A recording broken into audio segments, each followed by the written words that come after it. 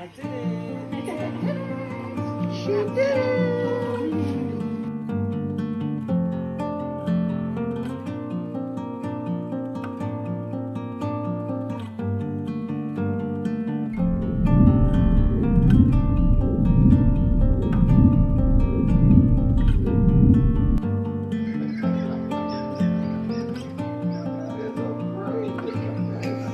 That was a good one. I caught it.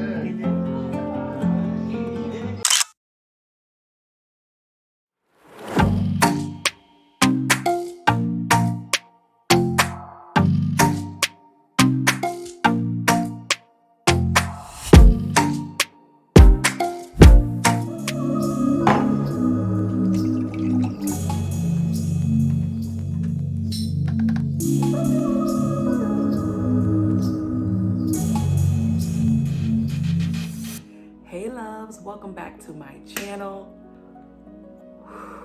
This hair is hot. Today we're gonna get into, just kidding. Today I'm really excited to do this vlog because I get to do a deep dive on motherhood and becoming a mother.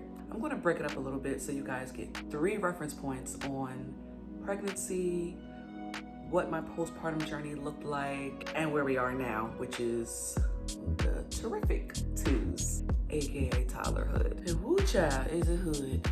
Whew. While I can only really base my motherhood on being a first-time mom, I've learned a lot and I'm still learning. So let's get into it.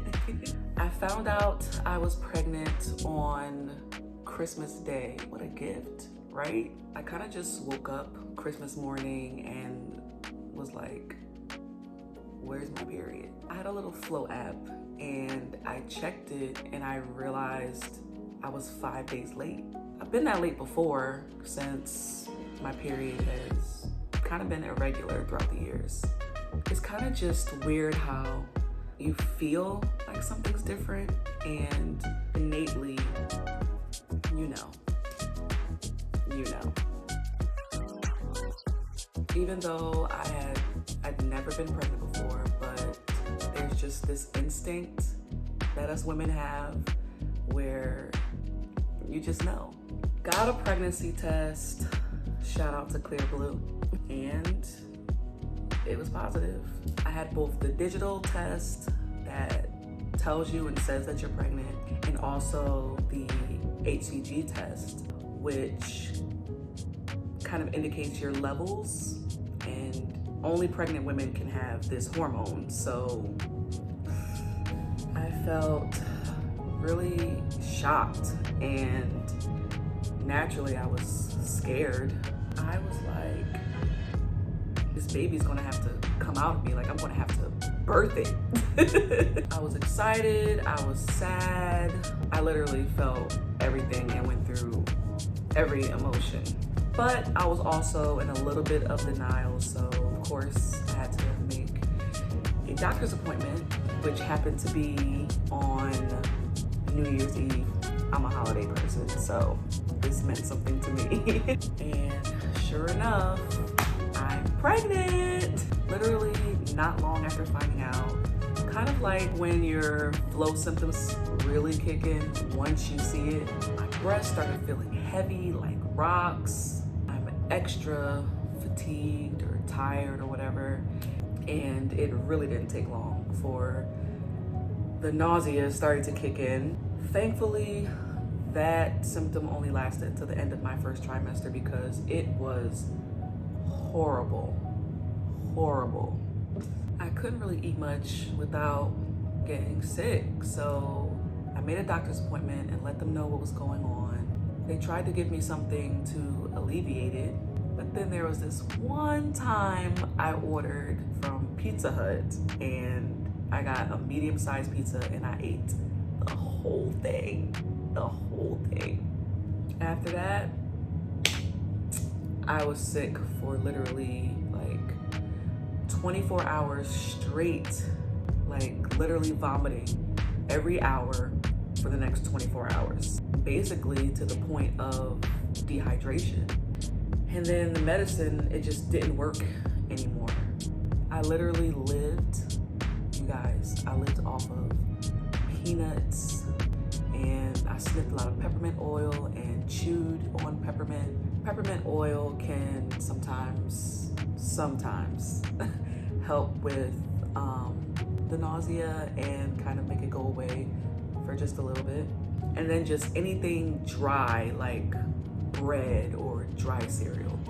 That's what I literally lived off of.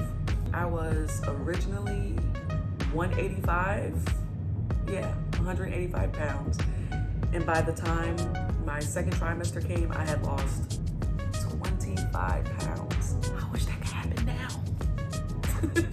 And I definitely wasn't complaining about that part, because who doesn't want to be snatched? And honey, I was definitely snatched, okay? So then once my second trimester kicked in and I didn't have any more nausea, thank God, I started to feel a lot better. That was definitely like a glow trimester for me. And of course, your second trimester is also when you can find out the gender. And I wanted to find out early so that I could have a gender reveal party on a certain date.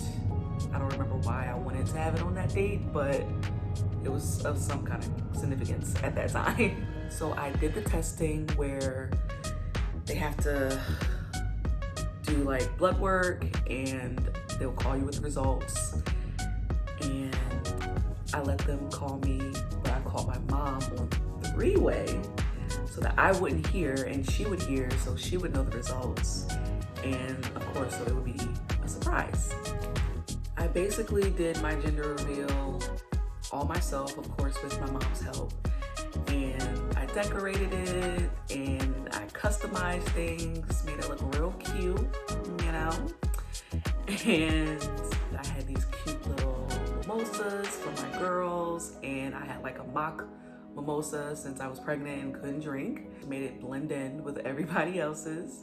My closest friends were there, and what meant most to me was the fact that my childhood best friend was there, who I hadn't seen in so long. And she was like the first mom in my friend group, so that meant a lot to share that moment with her.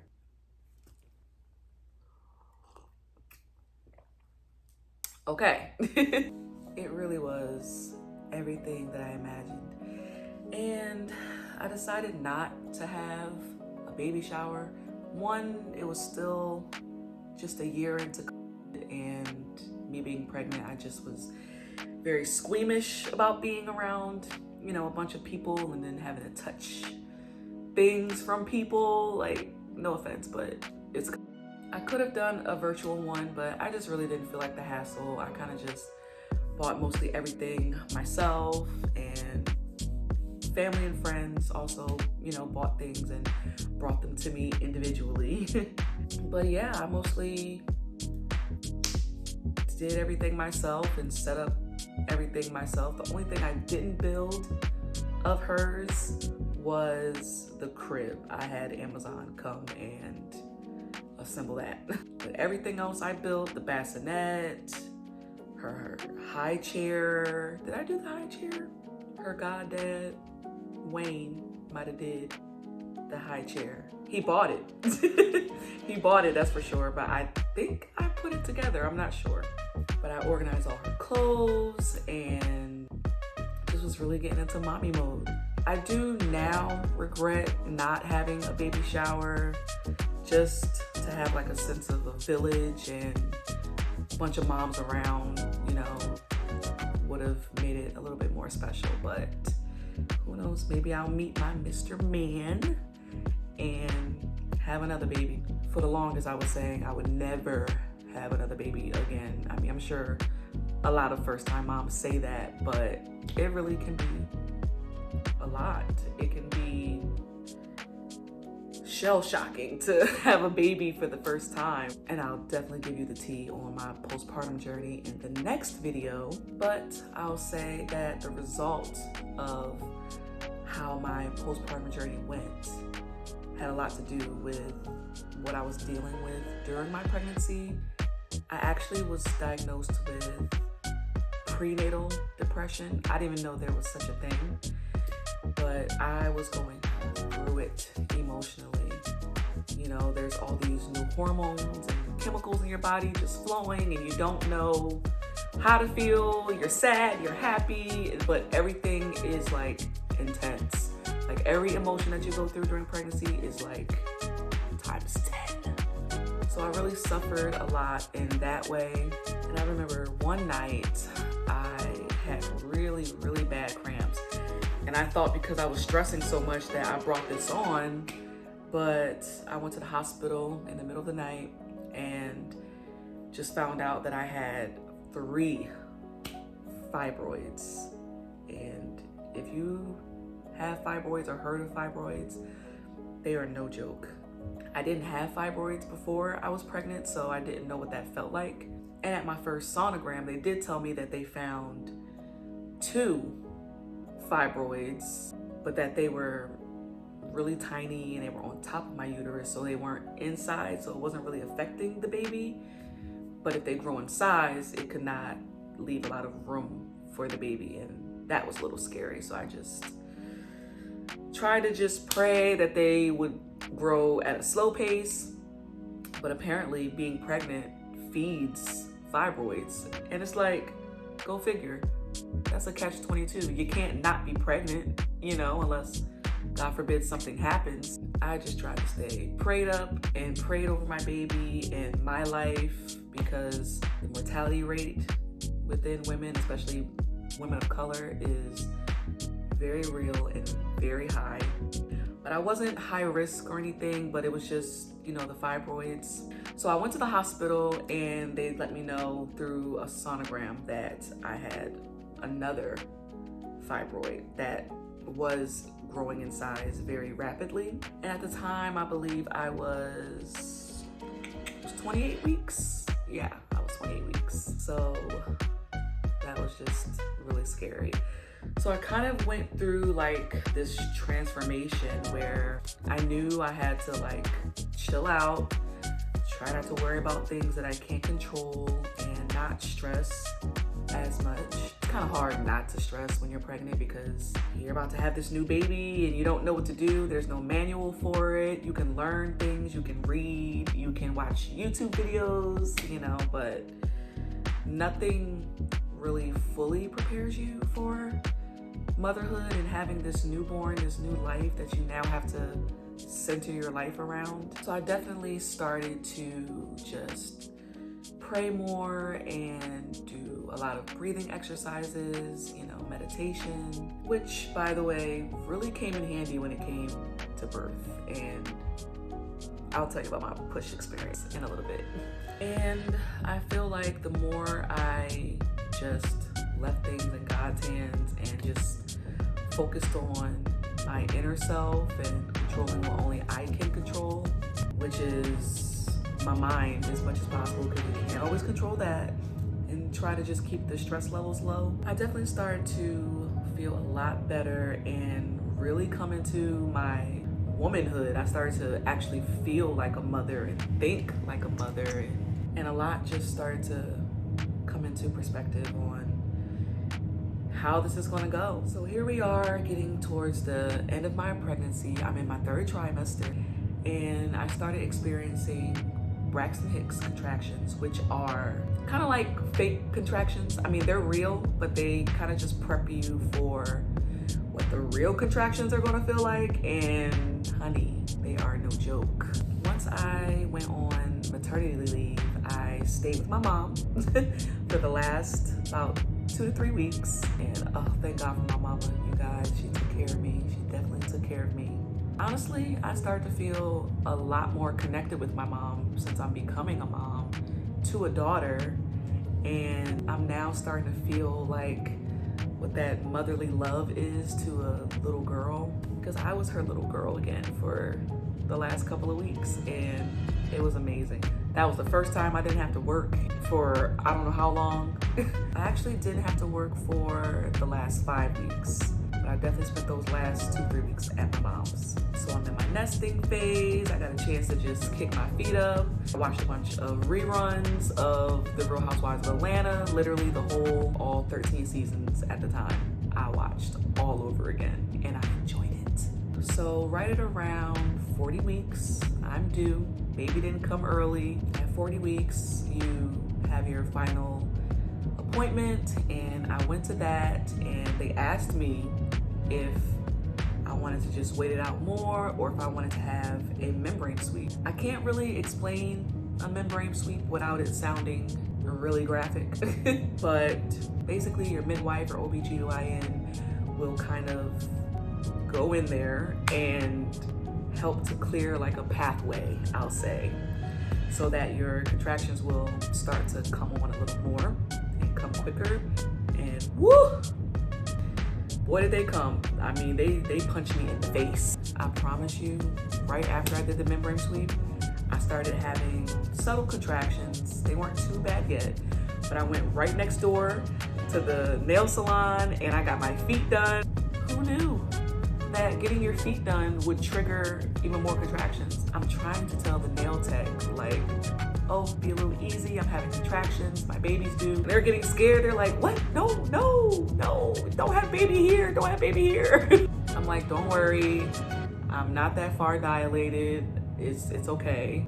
I'm fine, just try to hurry up and get my feet done, please. And I went home, well, back to my mom's, and I just nested and just waited. And by that night, they started to come hard and fast. Of course, I tried to time it. And when you watch movies and TV and you listen to other people, you think that your contractions are kind of linear. You think that, oh, they're gonna get to be like 5 minutes and it's gonna keep counting down from then.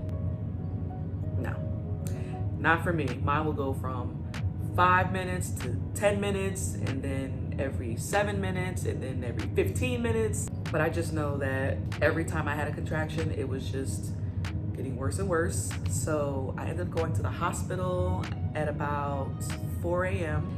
and they told me to go home. They did tell me I was only 3 centimeters dilated, and they don't admit you until you're 4 centimeters dilated.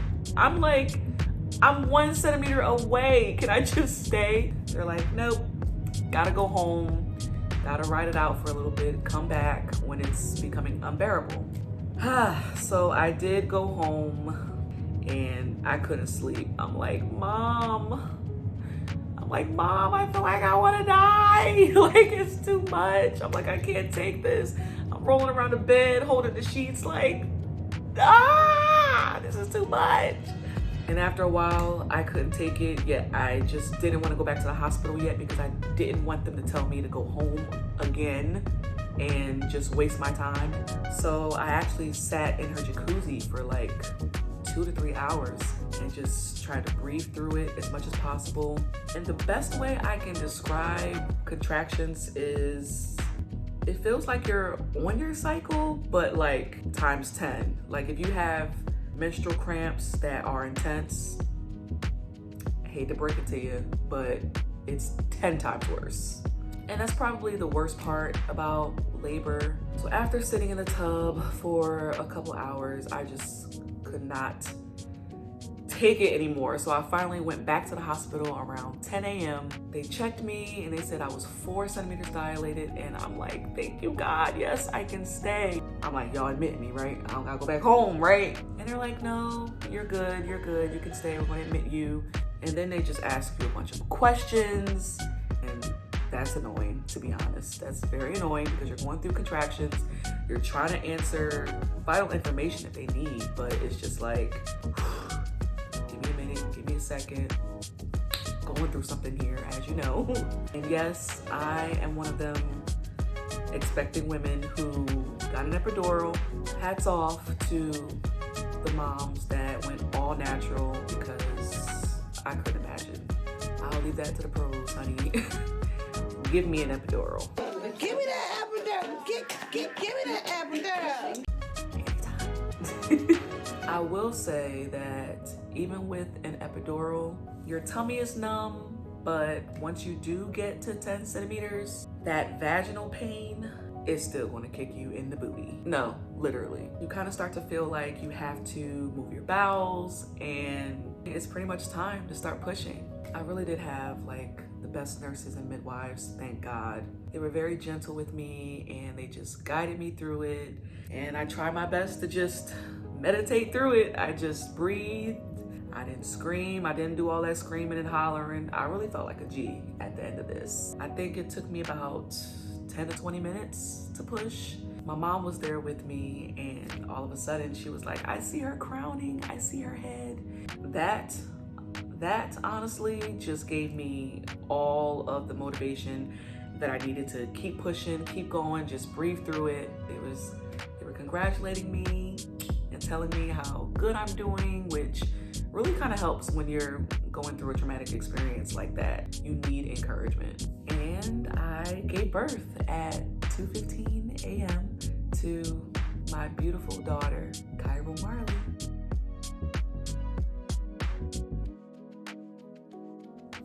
She didn't even really come out crying. She more so looked like she was annoyed that she was removed from her warm little place. I did have to be induced at the hospital. Although I was having contractions and my body was getting ready, my water still didn't break, so they did induce me. I just remember being super calm and present. And I looked at her and held her and was like, hi baby, I'm your mom. And she was actually a little cold. She wasn't at what a normal temperature baby should be when they're born, so they had to like heat her up and warm her up. But she was just so beautiful, so peaceful, so calm. Even the doctors were like, oh my gosh, she's like an old soul. It's like she just knows what to do here.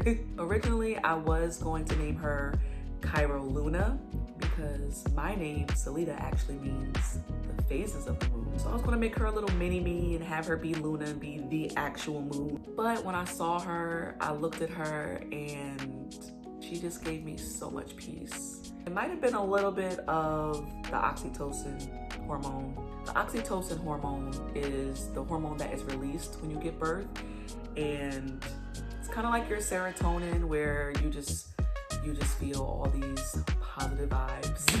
But she definitely was such a peaceful baby and I was so thankful. So I named her Cairo Marley, and Marley actually means peaceful. I also did not realize how hungry babies actually are when they first come out. Like she was just like ready for the boob. I did breastfeed for the first 2 days. I tried. It wasn't for me. I kept it to myself for the first 8 hours. The adrenaline wears off. So I did ask the nurses to take her to the nursery for a little bit so I can get a little bit of rest. That was probably the best sleep in my life. It felt so good. But when I woke up, I felt like I got hit by a bus. And they give you all the medication you need to not have to feel all of that. So it didn't take long for me to feel better again, and I took my first shower, and I had heard horror stories about having your first shower. Like, I was scared to take my shower, but it actually was really good. They tell you how to shower properly. You can't do a whole bunch of rubbing. You have to kind of just pat. And they give you this Perry bottle at the hospital. You could buy your own kit, which I did. I thought I was doing something. But they actually give you everything you need at the hospital. The pads, the disposable underwear that you'll need. You still might want to get some because it's not going to be enough. And you're definitely still going to purge for the next couple weeks or a month or so. So it's absolutely needed. But they give you a Perry bottle and you can clean yourself off even when you go to the bathroom. And when you do have to go number 2, that might be complicated. But you can still use the Perry bottle for that. I still use it today. I love it. So since I did have a vaginal birth, I was able to go home after 2 days. Of course, they did all their testing on her to make sure she was great and she was perfect. So we got ready to go home and face reality. I was super excited to go home, but I definitely was nervous. But I was ready to be a mom and step into that role as all of us women do when we have our babies. It was the most beautiful day on September 2nd, and I had no complaints. So please stay tuned, you guys, for the next video, which will be centered around my postpartum journey, which you might might need some tea too. Thank you so much for watching this video. Please like, share, and subscribe. And I'll see you on the next one, my loves.